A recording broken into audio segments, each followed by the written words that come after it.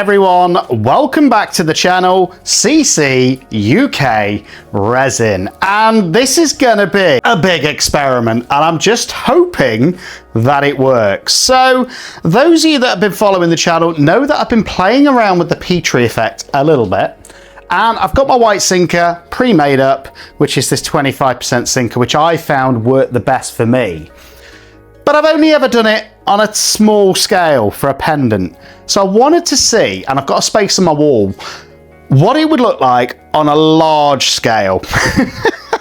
And you can see this is my coffee table, and this takes up most of the coffee table. So it's a brand new mold. I got it from Temu, never been used before. And we're gonna see if I can do a giant Petri wall art. Now, I don't know if I'm going to put any swirls in it or not, because I personally love the Petri effect without swirls. But I've got all of my alcohol inks arranged. Most of them are letsresin. I've got a few octopus inks as well around the side. And because of the sheer size of this, I think to get a Petri effect, to even get a thin layer, it's going to use a litre of resin. And I'm going to use a standard 1:1 resin because I struggle to get, just noticed here, Petri in deep pour. And this is hopefully going to be the biggest Petri experiment yet. And it's going to create, hopefully, a beautiful piece of wall art to put on my wall. But it's all an experiment. So I had to upsize the equipment. Look at this, a giant 2-litre mixing bowl and a giant silicone spatula. And the first step is going to be mixing the resin and putting it through the debubbler, which I still want to do, but obviously I'm not going to be able to fit that in my debubbler. So once it's mixed, I'm going to split it into probably 3 pots, put them through the debubbler, and then we'll be back. And then we'll pour it in, then we'll drop the inks, then we'll drop the sinker white, and we'll pray to the resin gods that we don't get any blobs. So if it sounds interesting to you, if you want to see what Petri does on a giant scale, this is the video for you. So I'm going to mix up the resin and then we'll see what happens. As always, I'm going to be using the apexresin as well. I've got a brand new box here of the high gloss finish. And as I say, for this piece, even to get a thin layer, I'm going to need a litre, I think. So, and if you need any of these Apex resins, get yourself over to apexresin.co.uk, use my discount code CCUK and get yourself some money off. But what do you think is going to happen with Petri on this bigger scale? I thought about doing a coaster first, but I thought, you know what, if I'm going to do it, let's go all out. Let's just do a giant Petri pour and see what happens. It might work and it might be a blobby mess. I really hope it's not. But I think I'm gonna need both of these full containers, which are evenly mixed to get a thin layer. So first step is gonna be mixing in this giant pot. And as I say, they've both got 1,000 ml, so that's actually 2 litres, I think, of resin. And I think I'm gonna need both of them in order to just get that thin sort of 1 centimetre layer. And it makes the mixing a little bit easier, I suppose. And I'm just checking, this does fit 2 litres in, so it should be okay. Oh dear. What am I doing, guys? I think I finally lost the plot. So here we go. In with the resin and the hardener. And as I say, I'm just gonna do it in batches because I can only fit 1 of these in my debubbler at once because they are the biggest 600 ml pots. But that way I thought it's only going to take 3 of them and we'll be done. So I should still be within the working times of that resin. And do me a favor as well. These big projects cost an absolute arm and a leg to do. The mold on itself, I think, cost me 60 quid off Temu. And that was off Temu. So do me a favor, just like and subscribe to the channel. It's free for you and it helps support the channel. So just another bit of dust. I don't want any dust on this if this is going to work. This is going to be the biggest mix I've ever done. And I'm going to do it by hand. So in we go with the hardener, all of it. That is the hardener. Every last drop because I don't want to waste any. There we go. And then in we go with the resin. And we should get 2 litres of beautiful resin at the end of this. And I have never mixed this quantity before, guys. And I'm doing it by hand. How crazy is that? I've got a machine next to me, but I'm doing it by hand. Oh dear. And it does just fit. So we've got just under 2 litres of resin, because some of it sticks to the side of your pot, some of it settles. So again, I'm not going to waste that. I'm going to let it drip to the bottom of my container, and I'm probably going to use that in a smaller project.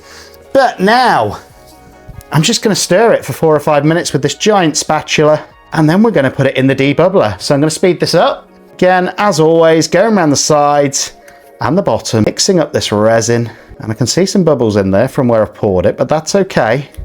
It is going to go through the debubbler, and I'm going to do it a bit at a time and then just pour it in the mold. Once all the resin's in there, that's when the fun really happens, and I can start playing with my colours and seeing what we get. But I just want to mix it thoroughly, 4 or 5 minutes, until there's no streaks in there. Let me know though, what do you think is going to happen? Is this going to work? Are we going to get a beautiful piece of Petri or not? I'd be intrigued to know. And I don't think, and correct me if I'm wrong, I don't think I've ever seen Petri on this scale on YouTube. So you'll have to let me know if you have. Maybe somebody's done it before. I haven't seen it done on this scale, but you know me, I love to go big. I don't like to just do small things. I love to do big projects. And if this works, I might make a frame for it and put lights behind it, because I think that would look epic. But first job is to just get this mixed and see if we can get a Petri in a mold this size. If not, I'm going to be quite upset, because it's an awful lot of resin to waste, and I don't want it to be wasted, guys. I really want this to work. So again, just mixing it around. I can still see some streaks in there. And again, I know this probably isn't the most entertaining project, but we will see what we've got, and it keeps a smile on my face. So let's see what happens. Again, just wanting to make sure it's all mixed. Keep scraping the side of this jug.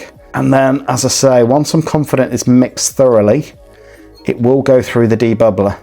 Because the last thing I want in a project of this size is bubbles. And again, by doing that, I'm moving it out of one container into another, so it ensures that any resin that I'm pouring is thoroughly mixed. And it is quite a time-consuming process, but it's quite relaxing, especially when the chaos that's going to ensue when I start dropping these inks. And me, I'm going to try and use all the colours. Oh, I hope we don't get too much muddying. But I'm going to try and do it in a pattern and see if it works. I don't know, because I do want some darkness. I want some lightness as well. And it's going to just be interesting to see if we can get Petri on this scale. And then it's do a swirl. All these thoughts are going through my head. Or do I just leave it natural? But if you ever wanted to see Petri on a giant scale, I think you'll agree this is probably the video for you. And I love Petri. I love watching them dance. The inks dance together, and then when you add that white, it just creates such an amazing effect. And I wanted to do this now whilst I've got a few hours, so that this can be curing up. I don't need my living room table for a little while. So hopefully I don't need to disturb it, and it can be curing up. So again, I think we're pretty much there now. I can't see any streaks, but I'm just going to scrape around those edges and the bottom of this jug to make sure it is thoroughly mixed, and then just give it another 30 seconds and I think we'll be there. And then I've got 2 of these cups by the side of it, and I'm gonna pretty much fill it to about 400 ml each of these layers. So in we go.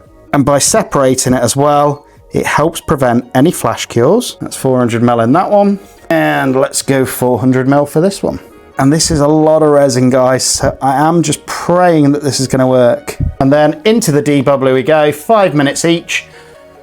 And then whilst one's in that comes out, I can pour the other one in as well. So we're going to see what happens. So first one is going in that debubbler. That's 400 ml of resin. And I did want this to be reasonably, at least 1 to 2 centimeters thick is what I'm looking for on that base, so that when I drop those inks, it's going to be as if I'm doing it on a standard, I don't know, jewelry piece mold, and we get that same beautiful cloudy effect. But I don't know if it's going to work, guys. I really don't. Let me know what you think. And this is a huge project. I didn't think I'd be doing this on a Sunday afternoon, but it's for you guys as well as me, and I'm hoping that this turns out to be the best Petri piece I've done yet. I have got some silicone release spray as well, which I'm just going to spray it with. Not much, but just a bit around the mould. Should just help us when it comes to demolding it. And then, first batch, which is done, I'm just going to pour in and let it settle. Particularly want it to get around these edges, because that's where the bubbles are going to lie. And that is probably not even 1/4 centimetre, guys. So again, just scraping that cup out. I don't want to waste any of this resin. And then we're going to let this settle before pouring the next layer on. And I'm going to reuse this cup because I've still got one more cup's worth to go. So the last of this resin can go in that cup. And there we go. Because I'm not wasting a drop of this resin. I want all 2 litres in this mould. We can see what 2 litres of resin looks like, if nothing else. I'm going to wipe this paddle as well. In fact, I'm just going to spread this around a little bit and go around these right edges of the paddle, so I might as well. And that should hopefully encourage any bubbles that are there to just come out. But you can see this isn't even 1/2 centimetre, guys, in this first layer. So it's definitely going to need a few, which is good because I've mixed up enough resin to get a few of these layers in. When you go big, it's a little bit scary, but sometimes you might get your best results. So again, just going over any bubbles that are on that surface, making sure as I'm working, there's no tiny bits, and I can just see a tiny bit in there as well. And this is mainly going to be, I think, about how well I can prep this resin as to how good an effect I'm going to get. So I can just see something tiny in the resin, which I don't want in there, and now it's gone. Simple as that. So first one's in, next one's 1 minute away from being ready. And again, I'm going to try and pour it in really slowly, guys, so that it doesn't create any excess bubbles. I can still see a few bubbles on the surface, so let's get rid of them. Don't want any bubbles. And I can see a couple more in the side, but I'm going to wait till I pour the next layer first, because that might create a few more bubbles. But let me know what you think to this experiment. Do you like these bigger ones, or should I just stick with the smaller ones? Let me know. But I like to do things that push the boundaries of resin and resin art and see what happens. That's part of the fun of resin for me. And all 2 litres is going in this mould, one way or another. And I think all of these colours are going to go in at some point.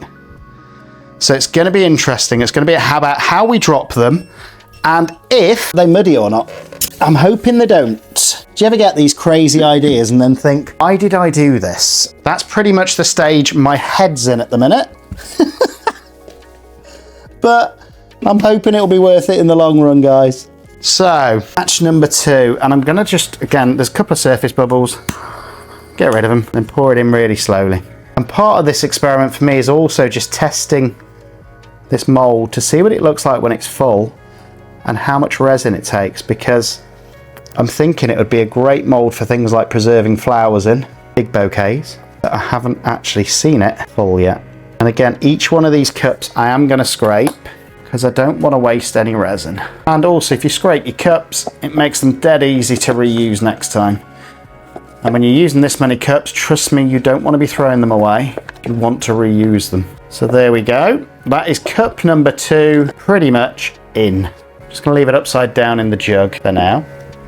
And then I'm going to go around the edges again with this spatula, just hopefully loosening up any of those bubbles that will be clinging onto that edge, which they will be. And then I'm going to have a look at what it looks like. And there's another bubble there, so let's just move that out. And hopefully just by going through these extra steps each time, it's going to give us a bubble-free finish, hopefully. Right, spatula can go back in the jug. And then again, just going over the surface very lightly with this blowtorch to get rid of any bubbles that might be on that surface. There we go. Pretty happy so far. It seems to be going to plan. And that actually, 800 ml would have given me a thin layer. So maybe for next time, I can do this in 3. If I was doing preserved flowers, it tells me for this mold, I should probably do 3 lots of 800 ml to get a depth on it. And I don't want this to go too deep either, because there's more of a risk of a flash cure. So I want to keep it quite thin But I think we're going to have about a 2 centimeter thickness piece when all that resin's in. We're going to find out. Oh, I can't wait to drop these inks for this giant Petri. So that is 2 out of 3 in, well, 2 out of 4.5, should I say. And by doing it this way as well, I think it's also giving those bubbles time to just surface if they are in there. And again, trying not to get anywhere near those edges. And I'm hoping that this is going to be amazing, but it can go horribly wrong with resin, because resin does what resin wants. We all know this. I never thought you'd see me pouring 2 litres of resin in one piece. It's pretty much bubble free on there. I can't really see many. And again, when you're torching, you don't want to torch the same spot too often, because if you do, you'll cook your resin. There we go. But I'm hoping this is going to give us a crystal clear resin piece, especially since it's the first time I've used the mold. So I'm hoping it's got enough shininess that I won't have to sand it as well, because I hate sanding. If I have to, I will, but I'm hoping not to. And again, you could probably do this by doing a clear layer first and then doing the Petri, which would give you less risk of, I don't know, blobs probably. And it would also perhaps give you a magnification effect, which is not what I've done. So I'm just thinking logically now, as a mid-experiment, how I should probably do it. Hindsight is a wonderful thing when it comes to resin art. So here we go, we're getting there, guys. And all I'm doing here is trying, and I say trying, to eliminate as much possibility of bubbles as I can. Just using my bubble removal machine with each one of these layers. So, right, here we go. So this is number 3. So this is now gonna be 1.2 litres of resin. And again, I'm just following around the edge, just because if there are any bubbles, hopefully that will also encourage them out. So this is now 1.2 litres, and that is roughly 1 centimetres in this mould, looking at it. Maybe a little touch less. It just shows you it doesn't go a long way in a mould like this. 1.2 litres of resin now we're up to. And again, don't forget, guys, if you want any of this Apex resin, get over to apexresin.co.uk, use my discount code CCUK, and you will save yourself some money as well. And if you're doing big projects like this, trust me, you're going to need that saving. Right, so I'm going to go around the edges again. Just going to swap these around. So that one can be dripping any spare resin into there. And then all I'm going to do is just go around the edges again, like I have been doing, which is hopefully going to encourage any bubbles out, or at least bring them into that centre. And again, we are at about 1 centimetre at the minute. So again, I can see a couple of bubbles there. I'm just going to move the surface, which hopefully will cause them to burst on their own. If not, I've always got my torch, but I prefer to do that away from these edges. There we go. So now I'm going to torch again and get rid of any of these surface. And the great thing with Petri, because I'm doing the Petri effect, the alcohol inks, when I drop them, it will actually help disperse any bubbles anyway. As I say, I'm just praying at the minute that this is going to work. It's probably, well, it is. It's one of the biggest projects I've ever done, especially on this scale, guys. So we've only got 2 more to go, and I think that will give us about 1.5 centimetres of depth, which should be perfect for Petri. And it should also give me enough depth if I want to create a frame around it with some lights behind it. I think that'll be a perfect depth. So we're almost there. 2 more of these to go, and then we're there. Again, just pop in any bubbles as I see them, because I don't want any bubbles to ruin the effect of this piece. I'm not keeping my torch in one place for too long. It's also a great test of this resin. How clear is it going to be in a piece of this size? I think it's going to be perfect. Well, I'm hoping for that anyway. But it is a great test. And as you can see, I'm probably not doing everything I could. For example, if I had a bigger chamber pot or something like that, I could probably do all this resin in one go, but I haven't. So I'm just having to manage with what I've got. We're getting there. It's almost at the dropping of the ink stage, and then it's going to be all about how we drop those inks, whether that single white 25% that we made is going to be enough, or whether it's going to create the dreaded B words. But I'm also thinking at the minute, what I've got to remember is my resin will be heating up, and normally you've got a 20 to 40 minute working time with this, and I've got to remember that the resin in there will be heating up as I'm pouring. So I'm just hoping timing wise I'm going to be okay. And we shouldn't get a flash cure, I was thinking, because of the depth. I don't think it's going to be very deep, even though there's a lot of resin, but we'll find out. I'm just hoping the whole thing just doesn't flash cure on me. Right, and again, you don't know with things like this until you try. Last one's going into the debubbler. But part of my love for resin is experimenting and just seeing what happens, guys. So again, this is almost the last one. So this will take us up to about, I think, 1.8 litres. Again, just trying to do it quite slow and gradual and even, and trying not to incorporate too many bubbles. Now it's just gone through that debubbler. And I am going to be doing a quick bubble check before I start dropping these inks, because the last thing I want, as I say, if this works, is bubbles interfering in the piece. Right, and then I'm just going to go around these edges again. I'm doing this every time, so it should dislodge any bubbles from the side and hopefully bring them into the center if they are there. And that one's just formed. We don't want bubbles. And then I'm just going to pull the surface of the resin in, which hopefully is going to encourage those bubbles to either dissipate, or at least I can get them with my torch and they're away from the edge. And I think no matter how you pour, guys, you're always going to get some bubbles. It's part of resin. But all you're trying to do is minimize them as much as possible. That's why you're doing these processes. And I think we're just above a centimetre depth. So it isn't that deep. It's just a big mould. Seeing if there's any others that I've missed. And again, just short bursts is all I'm doing with this torch, because again, the last thing I want to do is burn my mould or burn any resin. There we go. I'm pretty happy with that. We can move this cup out and put the other one in. There is a tiny bit of resin building up, but I'm pretty happy with how it's going so far. The next stage is going to be the most important, I think, as to how I drop these inks and what's going to happen. And then it's going to be the sinker white, and if that works. I've never done it on this scale before. I've never seen it done on this scale before, so we'll see what happens. Again, just in between, going across there, hopefully getting rid of any bubbles. 1 minute, and then that'll be the last of the resin that's going in. And then we'll have the final depth of this piece, and then we're going to have a play. And here we go, guys. The last 300 ml of resin is now going in, and that is pretty much 2 litres of resin in one mould. Never thought I'd be doing Petri on this scale. And again, big shout out to Daniel Cooper as well.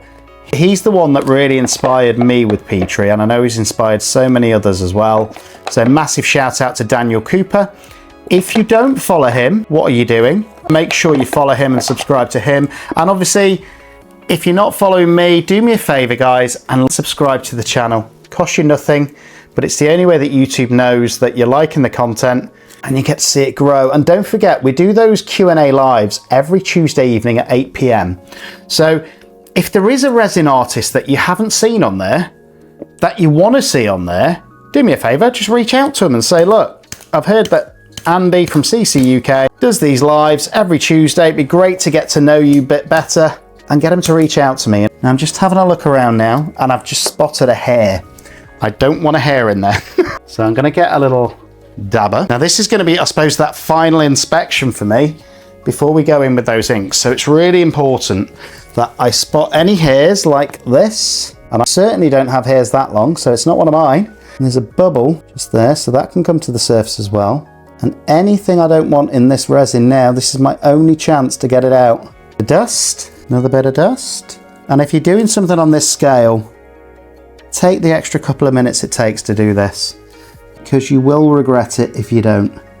Now I'm just going to use this dabber as well to go back in that right hand corner and hopefully tease any bubbles that might be in there out, and then tease them into the center, and then we're going to give it one last torch, and then I think we're going to go for it.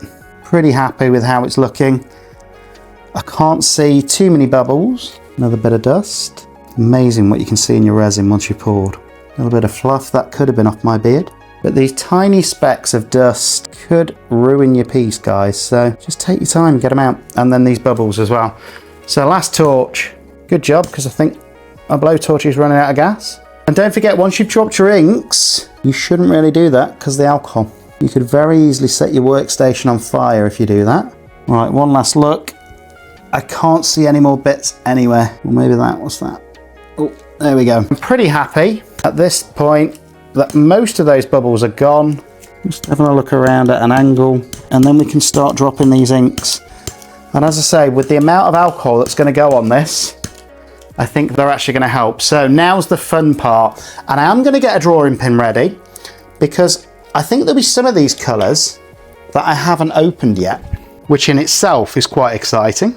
I was toying with the idea, I've got some metallic ones as well, but I don't want to, I don't think, in this piece. I think that could be too much and it could overpower everything, which is the last thing I want to do. So, who's ready to drop some inks? And I think I'm going to start off with the yellows. I've just got a drawing pin and I've got some wipes by the side of me. And I think I'm going to start off with the lightest colour, which is, I think, lemon yellow. That's my pear. That's my lemon yellow. And I think with that, I'm just going to go straight through the centre.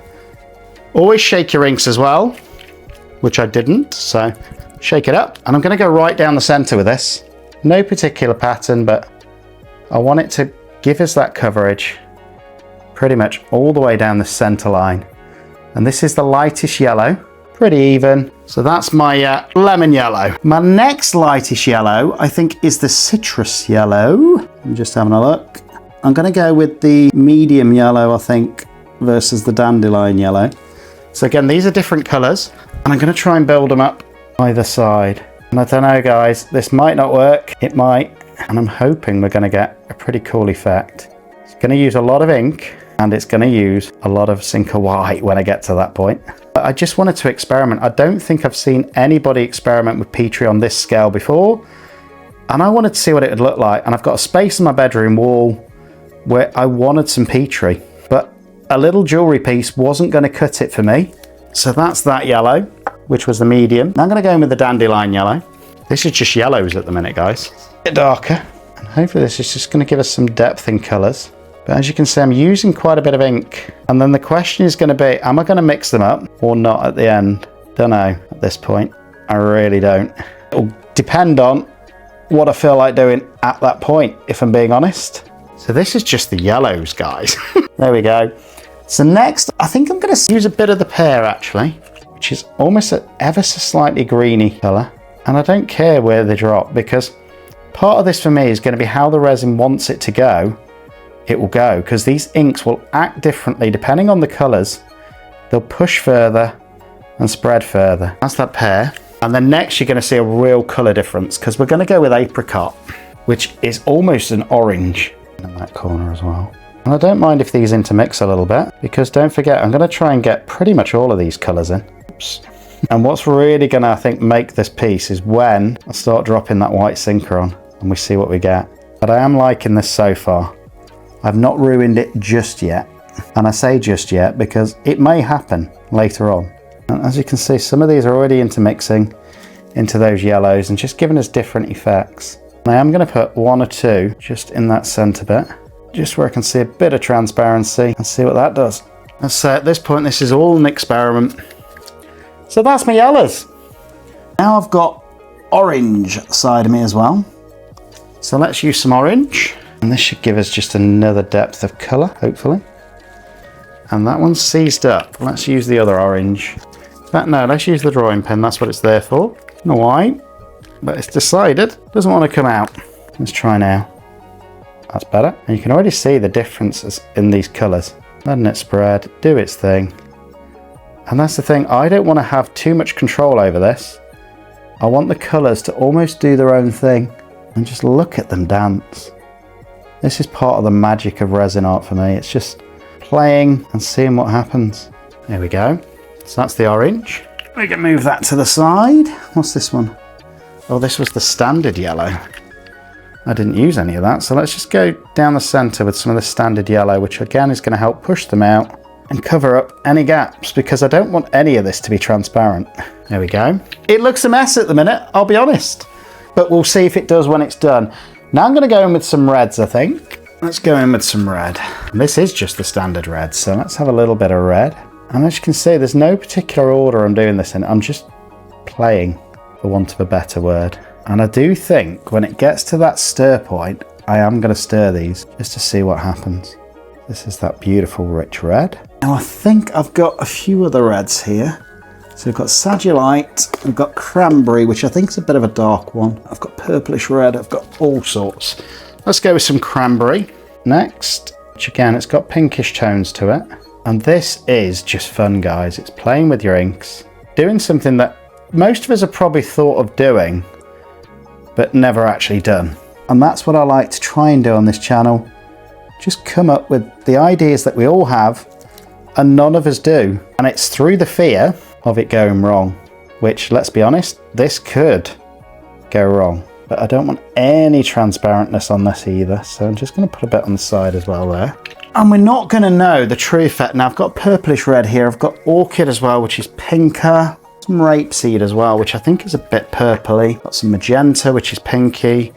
Let's see what the rapeseed looks like. I think that's, again, it's quite dark, so I just want a few of these, not as many, he says. Let's Resin, if you're watching this video, pretty low on inks. So if you'd like to send me some more, I wouldn't say no. But hopefully this is a piece that I'll never make again, and it will last the test of time, and it'd be something that I absolutely adore. Don't know. So there's that rapeseed. Now I think I'm going to go in with the orchid. But no, I'm going to go in with the magnolia first, which is a slightly pinker tinge. And as you can see, every time you're putting a new colour down, it is spreading and moving the other inks slightly into each other. But I don't think these should muddy, hopefully. The one that usually muddies is the peach red, and I am still going to use that in this. Right, next I'm going to go orchid, which gives a bit of a darker, I think. Well, it's actually brighter, but there we go. So this is almost as bright as that peach red. Very similar. And let me know, guys, do you think this is going to create anything that looks good or not? Definitely going to be colourful. Whether it's going to have the effect that I want, I don't know. Next, I've got the purplish red, but before I do that, I am going to use a bit of the peach red. I've used the red. I've used Sagittite, so let's use some of this really bright peach red. Now, this is a risk because this is normally the one that muddies all the other colours, but I think it'll go well with this pink, and it'll probably stay in my mould. Very surprised if it doesn't, because this one is usually the one that stains your mould, guys. And at this point, remember, I've not put any white sinker on this at all. This is just those beautiful inks spreading in the thing. Now, you can see how neon that is, but I think my next colour, which is the purplish red, will just bring that back a little bit. I'm trying to do it as close as I can without touching. And again, there's probably better orders to do these colours in. Those of you that are actual artists will probably be shouting at me at the minute, telling me I'm doing it all wrong. I'm using completely the wrong colours in the wrong orders, and it's all going to be a mess as per colour wheels and things like that. But I'm one of those that just does it by feeling, and hopefully we're still going to get a good piece. You can see that peach red, it is starting to muddy already. Right, I'm going to go with some purple next, and I think we are going to get some dark and some lighter colours in this. And the purple is actually quite a dark colour, so it's completely different. Now I've got dark orchid, which is another purple, but it has a pinky tinge, so actually that might bring these together a bit better. Probably should have done that first, but again, I don't think it'll matter too much. Next I have got dark magnolia.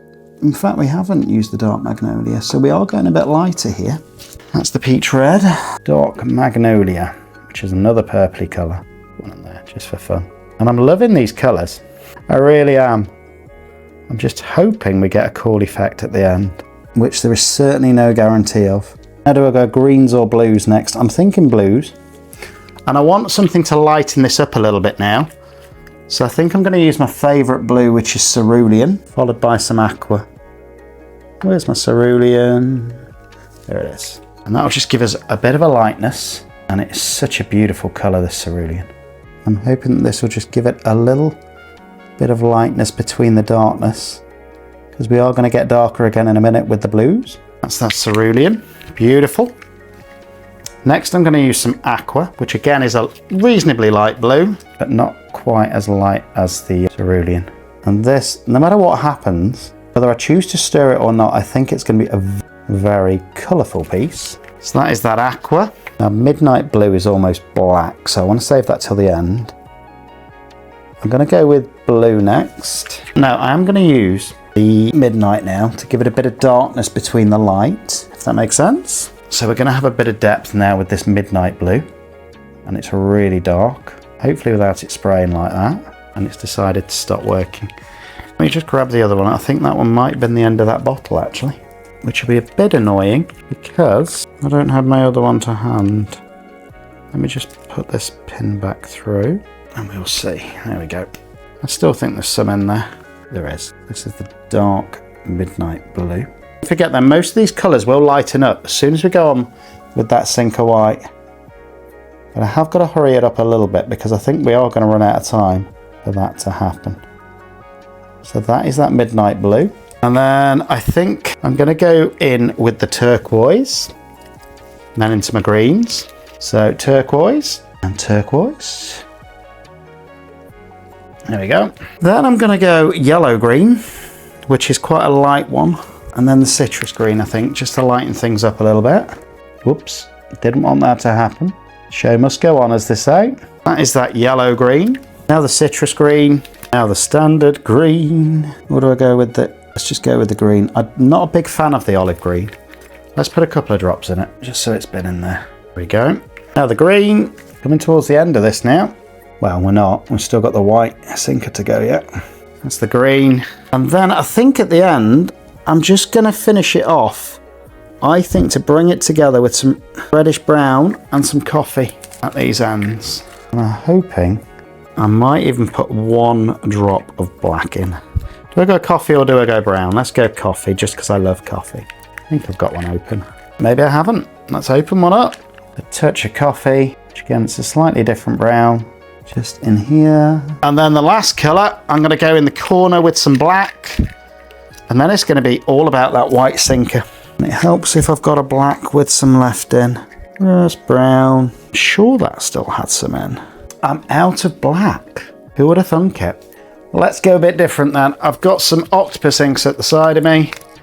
Let's have a bit of peacock. Quite a dark blue. And I actually think that'll be nicer than the black would have been.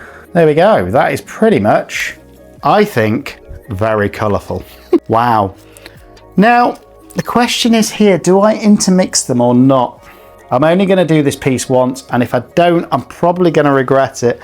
But I am going to do the Sinker white first. So this is that 25% Sinker white that I mixed. And I'm going to shake it for a good few minutes just to make sure it's all pigmented, because I want to get a drop of this over every piece. And before I continue this, I'm just going to take a picture. I think it looks great as it is, and I might not see this ever again. There we go. Right, now with the Sinker white, I'm just going to keep on shaking it so I know it's all mixed with that alcohol. And we're just going to try and drop it evenly and see what happens. And I'm going to start at the outside after doing a line down the middle, I think. Here we go. Let's do the middle line first. I don't know why I felt like doing this middle line first. I just felt it was the right thing to do. I'm trying my best not to drop more than one drop in the same space, but it's probably going to happen on a couple of occasions, and I hope that doesn't spoil the piece. I'm going to shake it again just to make sure it's still mixing up together, and then I'm just going to start from this corner and go around the edge, continuously shaking it to make sure it's all mixed up in between doing this as well, guys. And this is just going to be a painstaking process, trying to make sure I've got a drop of that Sinker white everywhere. And I'm probably going to have to make up some more Sinker white after this project. And I'm just hoping I don't get the dreaded B word, which for those of you that don't know, is blobs. Right, now I'm going to try and fill this in. There we go. Now I'm just going to let that settle for about 20 minutes, I think, because it's already been sitting on there for a while because it's taken me a while to do these inks. Then I'm going to decide whether or not I'm going to stir it or not. And it's going to be a tricky decision, guys.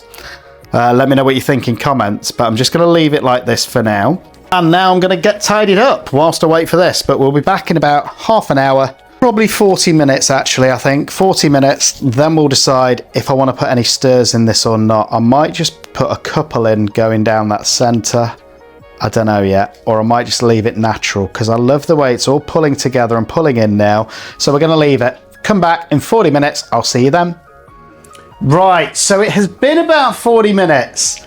And I've been toying with the idea of whether I should stir this or not. But for me, part of the beauty of the Petri effect is that stir. So I am going to give it a quick swirl. Wish me luck, because this could ruin the whole piece. And loads of people are telling me do not swirl this. But I think it's part of the beauty of Petri is getting a nice swirl. So I am going to swirl, and I'm going to start from the yellow and bring it all round into a circle into that center, I think. So here we go. Wish me luck. Just one beautiful swirl, and it is already thickening up quite a bit actually.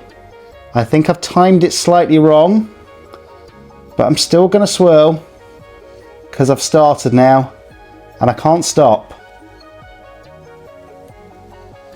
And it seems to be more cured on one side than the other. And I'm going to see what this does now, because I think it's curing. So I shouldn't have stirred, guys. I'm going to leave it like that. It's pretty much cured in that center. So I've timed it wrong. I don't think it'll ruin the piece. The bit that I have swirled.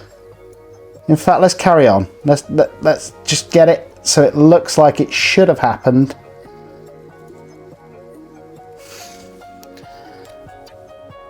And let's just see if we can. We can't do it.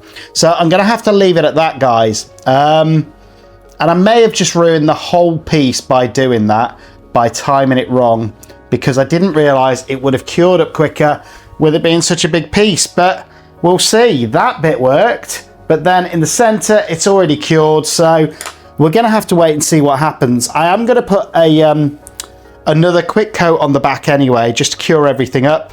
And I'm hoping that that hasn't ruined the front, but we'll see. I'll see you guys in a sec. So guys, it's about 10 minutes later. I've been thinking about what to do to try and fix this. And obviously I can see that line that I've put in. And I think the only thing to do, and it will also help seal in those colours, is put a very thin layer of resin on top. So I've just mixed up literally 6 ounces, not a lot. And I'm hoping that this is enough to just give me a very thin coverage around this piece. So that hopefully any damage that I've done, and I'm specifically going over these lines that I put in, will hopefully be covered up, and this way it will just seal in that those colours as well. And I'm just doing a clear layer. I was toying with backing this, but I don't think I want to. I just want it to be clear, because if it turns out the way that I'm hoping, I think what I'm going to want to do is make a frame with a light box, and hopefully light this up is the plan. So this is just 6 ounces of resin, not a lot at all, but it should be enough to just hopefully give me a light coverage over that surface, what I've just broken by attempting to do that stir. And I tell you what, I wish I hadn't now. I'm just going to tilt it. And I can feel the warmth. And do it the other way as well. Hopefully just making sure I get a nice even coverage. A thin layer with this clear resin before the whole thing solidifies. And it will self-level, but you've got to help it spread around, especially when you're trying to do a thin layer like this, so that the whole piece has been covered. And you can see how flexible it is still in my hand. So it's certainly not cured, but hopefully this will just seal those colours in and repair any of the damage that I've done. So now I'm just going to leave it 24 hours. We'll come back tomorrow. We're going to demold it. We're going to see what's happened. I'm really hoping I've not spoiled this piece, but we will find out tomorrow together. So I'll see you guys 24 hours time. This should then be fully cured, and we'll see what's happened on the front. But also, what that's made me think is with the timings, because it's been so much resin, and that's why the stir didn't work after like 40 minutes. But maybe because of that, we won't have any Petri, because maybe it had already started to heat up before I added that white sinker because of how long I took with the inks. We won't know until tomorrow. So we'll see tomorrow. See you then, guys.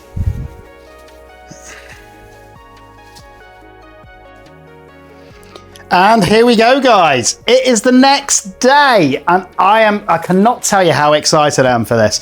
I'm just hoping what I did with that swirl didn't ruin the piece, and I'm hoping we've got Petri on the front. We might not have, but in any case, we'll have a pretty colourful piece. So I'm loving the way it looks, and it's demolding perfectly. And this is a great way to use up 2 litres of resin, guys. So I'm just trying to loosen the sides first. This is a decent chunky size mould, and then we're going to have a look together. Oh gosh, it's thicker than I thought. Actually, probably would have got it. Actually, height wise, it's about right. Oh wow. Now, do you know what? I haven't got a lot of Petri, which is a little bit disappointing, but I still like the piece. Look, there's a couple of bits at the side which you can just see. But overall, I absolutely... Oh, there's a bit of Petri in the corner. So if you look closely, we've got little elements of Petri. And then just that beautiful colourfulness going all the way around. Now, I think the problem was my timing, if I'm being completely honest, because I was playing around with those alcohol inks for far too long before I dropped the white sinker, which didn't really give it enough time to sink, except for in a few patches. But do you know what? I absolutely love it, you know? I'm thinking about whether to put it in a frame and to light up behind it with just having that light coming through. But let me know what you think. I didn't get Petri. Well, I did. I'm saying I didn't, but there's certain areas where it certainly gives you that Petri effect. So there's a little tiny bit on the pink there, you can see. There's definitely some Petri happening in this corner. So, do you know what? I think we did get Petri, just not over the whole piece like I envisaged. But do you know what? I absolutely love it. Just the colours. It looks like a floral bouquet to me, which reminds me a bit of summer or spring. A beautiful piece. It's still going on my wall, even though it wasn't exactly the way I planned. But look at the sides. There's elements of Petri in there, which tells me that if I'd have got my timing a bit better, it would have really worked. And I just love looking at this from the side and seeing the bits of Petri that I can just see through it. You can just see where it's elevated in certain areas, and those spores have really tried to come through. I'm glad there's no blobs though, but do you know what? I love that piece. Let me know what you think. It's probably the biggest Petri attempt I've seen on YouTube. And do you know what? I still think it's been a success. We've had some Petri in it, not as much as I'd like, but it is a beautiful piece. So let me know what you think in comments. Hope you've liked the video, and I'll see you on the next one.